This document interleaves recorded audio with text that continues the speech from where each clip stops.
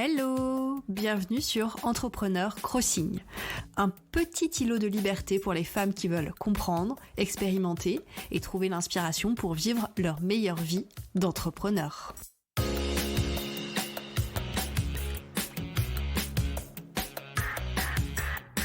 Je suis Caroline Imbert et une fois par semaine, nous explorons les différentes pratiques, théories et questions qui vont t'aider à développer sereinement un business qui te ressemble. Et pour la dose d'inspiration, j'invite une fois par mois une entrepreneur à partager ses propres trucs et astuces. Allez, c'est parti pour l'épisode du jour. Bonjour et bienvenue dans cet épisode qui va te parler d'un petit livre que j'ai lu très récemment et qui avait une espèce d'épiphanie dans mon cerveau. Si toi aussi tu aimes lire et apprendre, je te conseille de prendre un petit stylo et de prendre des notes. Tu vas voir, c'est la thématique de l'épisode. Il y a une chose dont j'ai pris conscience il y a quelques années et il y a pas si longtemps en fait. J'aime apprendre, j'aime approfondir, creuser les sujets qui m'intéressent parce que je pars du principe que si j'ai pas une vision globale d'un sujet, alors je peux pas le comprendre. Pour moi, n'importe quel sujet est une sorte de système imbriqué dans d'autres systèmes, composé d'agents divers et variés, et bien sûr, il y a des liens qui se font entre tous ces agents et tous ces systèmes. Bref, selon ma vision, la vie est quand même pas mal compliquée. Et j'ai toujours envie de plonger dans un sujet, puis un autre, puis prendre du recul pour avoir une vision d'ensemble. Et pour ça, je lis beaucoup de livres sérieux, plutôt de la non-fiction. J'écoute aussi des podcasts, des vidéos, je lis des articles sur le web, bref, je consomme du contenu. Et je prends des tonnes de notes qui finissent par s'endormir pour toujours dans des cahiers que j'ouvre très rarement. Et je t'avoue que ce système de gestion de mes notes, il me frustre un tantinet. Ça fait un moment que je vois pas mal de personnes parler de second cerveau, de gestion des connaissances, et il y a quelques mois, j'ai décidé de m'y mettre. De plonger dans ce vaste sujet.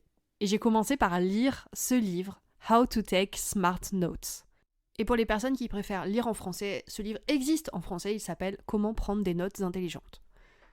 Et c'est un livre qui a vraiment résonné en moi parce qu'il m'a montré comment gérer mes connaissances de manière plus efficace.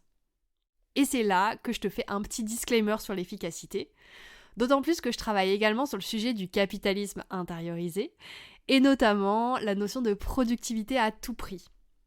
Alors je sais qu'il n'est pas forcément nécessaire de rechercher l'efficacité à n'importe quel prix dans toutes mes activités.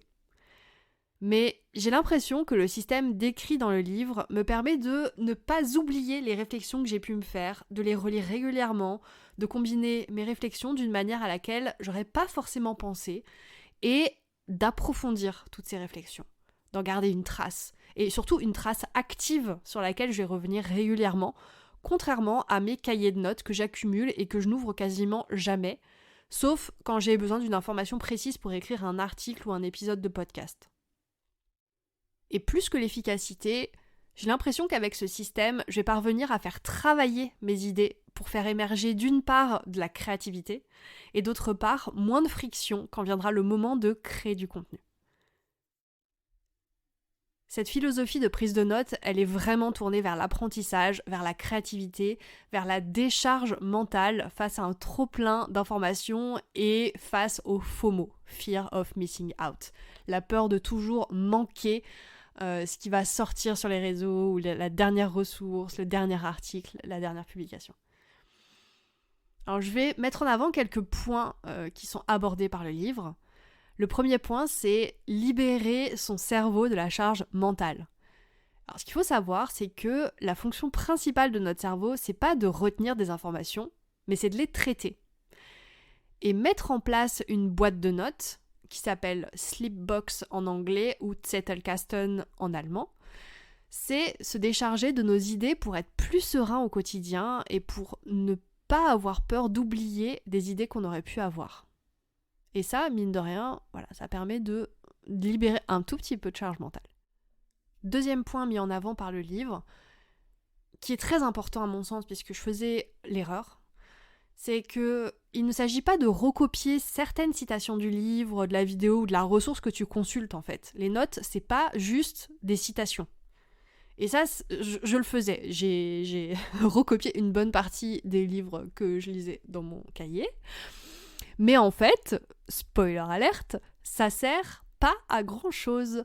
Sauf peut-être à avoir des citations qu'on peut ressortir dans un article ou un épisode de podcast éventuellement.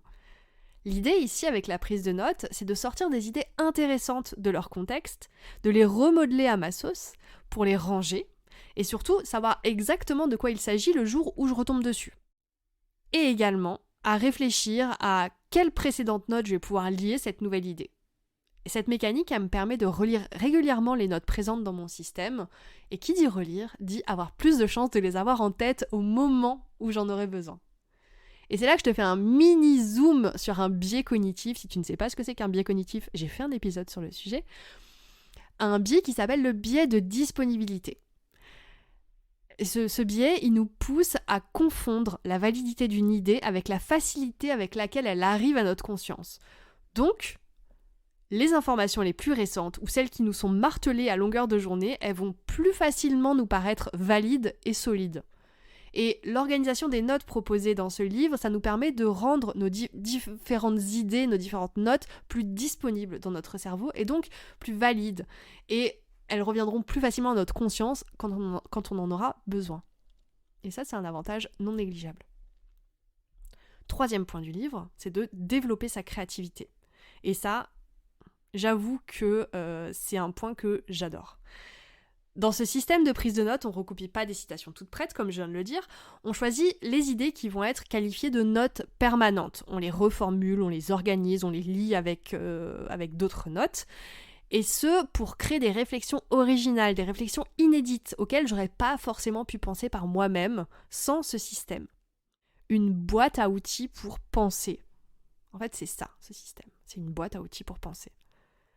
Et même une boîte à outils pour apprendre, pour être créatif. Parce que quand on parle de créativité, on parle forcément de restriction. Pour être créatif, il est important d'avoir à faire des choix, d'avoir à s'adapter à une manière de faire, de devoir bousculer notre manière de penser habituelle.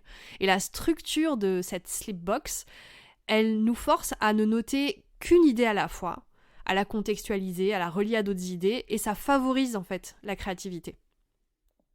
Quatrième point du livre. La mise en place de ce système de notes, ça permet de mettre en place un environnement qui nous permet d'écrire avec fluidité sur des sujets qui nous intéressent et auxquels on a déjà réfléchi au préalable. Ça crée un espèce de cercle vertueux qui nous apporte du contentement, qui nous apporte des résultats et qu'on a envie d'alimenter pour obtenir encore plus de contentement et de résultats. Parce que on stocke quelque part toutes les idées ou toutes les ressources utiles qu'on a pu croiser sur les différents sujets, et quand on décide d'écrire une publication, un article de blog, un épisode de podcast sur ce sujet, on a juste à aller dans notre boîte à outils, à regarder un petit peu ce qu'on a comme notes sur le sujet sur lequel on veut écrire, et en fait on a déjà un canevas prêt, on a déjà plein d'idées sur lesquelles élaborer, on ne part pas d'une page blanche. Et ça, c'est un sacré avantage pour les créateurs de contenu. Alors maintenant que je t'ai parlé des 4 points qui me semblent les plus importants dans ce livre, je vais te détailler vite fait la méthode de prise de notes décrite dans le livre. Première étape, lecture active. Quand tu lis, quand tu écoutes, quand tu regardes du contenu, tu prends l'habitude d'avoir un carnet et un stylo à côté de toi pour noter tes idées à la volée quand elles arrivent. Bien sûr, il y a d'autres systèmes de prise de notes, notamment avec le smartphone. Moi, j'ai retenu le petit carnet parce que j'ai juste à le mettre dans mon sac avec un stylo et je l'ai partout à côté de moi. Et quand je rentre l'idée dans ma slipbox, je barre sur mon carnet ce que j'ai noté pour être sûre que voilà, j'ai bien fait le transfert ensuite. Donc ensuite, deuxième étape, la transformation en note. Décider si la note qu'on a prise, ça sera une note littéraire, donc par exemple une citation qu'on veut garder, une note permanente qu'on va placer dans la slipbox, ou une note de projet qui sera liée à un projet en particulier. Ou alors, même, on peut supprimer la note, parce que finalement, on se rend compte que sur le moment, on était hyper emballé par cette note, mais qu'au final, elle n'est pas très utile. En gros, une entrée dans ta slipbox, dans les notes permanentes, c'est une idée. Et je vais ajouter à cette idée quelques mots-clés, même si pour le moment, et pour pas me brider, j'affiche pas mes notes par mots-clés mais par titre dans un tableau sans vraiment les ranger. J'ai pas encore creusé le système d'index avec les mots-clés, mais je vais faire ça un petit peu à l'intuition et je pense que c'est totalement améliorable, mais pour l'instant mon système me convient bien. Ensuite, une fois que tu as donc pris tes notes sur ton carnet ou sur ton smartphone et que tu as décidé ce que tu allais en faire et où est-ce qu'elles allaient aller dans ton système, tu vas lier les idées entre elles. Tu vas relire d'anciennes cartes, d'anciennes notes pour voir si ta note actuelle, elle peut être liée à certaines d'entre elles. Et si oui, tu notes les liens. Et voilà. En fait, c'est aussi simple que ça. Alors ça demande quand même une petite routine pour faire ça régulièrement. Après, tu peux regarder aussi s'il y a des clusters de notes qui se forment autour d'une note en particulier. Si tu as lié beaucoup de notes à une note, du coup, tu as un petit cluster et tu as potentiellement de la matière pour faire un article de blog, faire un article de podcast, éventuellement écrire un livre sur le sujet, pourquoi pas. En tout cas, tu as un stock de réflexion prêt à être dégainé. Et puis ensuite, tu peux aussi reformuler tes notes au fil du temps si tu te rends compte qu'elles sont plus aussi claires ou qu'elles ont évolué dans ton esprit suite à des discussions avec d'autres personnes ou d'autres lectures que tu as pu faire. Au niveau outils, pour l'instant, j'utilise Notion pour stocker mes notes parce que c'est un outil que je connais. Je sais qu'à la longue, il ne sera pas forcément adapté, notamment parce que le stock de notes va gonfler, il est stocké dans une base de données et qu'on sait que sur Notion, au-delà d'un certain nombre d'entrées dans une base de données, ça commence à ramer. Donc c'est pas forcément le plus indiqué, mais en tout cas pour l'instant, pour apprivoiser ce système de prise de notes, j'utilise Notion. Il existe bien d'autres outils. Pour l'instant, je ne les ai pas particulièrement testés, mais si jamais tu utilises un autre outil de prise de notes, écoute, on peut éventuellement en discuter, parce que moi je sais qu'à un moment donné, je vais devoir migrer ailleurs, mais pour l'instant, je m'en fais pas trop là-dessus, j'essaie surtout de m'approprier le process de prise de notes et à l'intégrer un petit peu à ma vie quotidienne, ce qui est pas la moitié d'un travail. Voilà, alors j'espère que je t'ai donné envie de lire ce livre, qui est vraiment pas très compliqué à lire et pas très long non plus. Ça a vraiment été, comme je le disais en intro, une espèce d'épiphanie, parce que je me suis rendu compte que jusqu'à maintenant, je prenais mal mes notes, et j'avoue qu'en lisant ce livre, j'étais un petit peu en colère auprès de mes profs à l'université, qui ne nous ont pas appris ce genre de choses. En gros, j'ai l'impression d'avoir perdu 20 ans à peu près de ma vie à lire des choses et à emmagasiner de la connaissance et à pas en faire grand chose. Mais bon, c'est comme ça, on ne peut pas revenir dans le passé. Je me dis que maintenant, je vais mettre ça en place.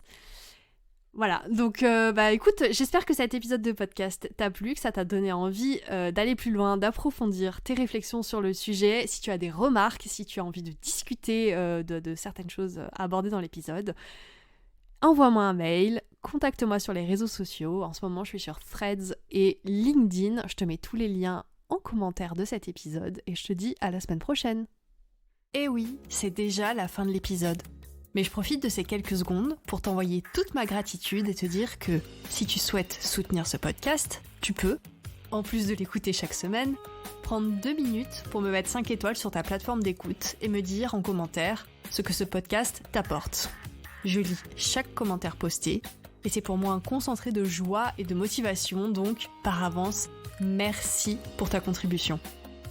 Si tu es à la recherche des ressources citées dans l'épisode, tu peux les retrouver dans la description. J'ajoute un dernier mot pour te dire que si tu veux me contacter à propos du podcast ou pour me suggérer un sujet à traiter, tu peux m'envoyer un message sur Instagram ou par mail.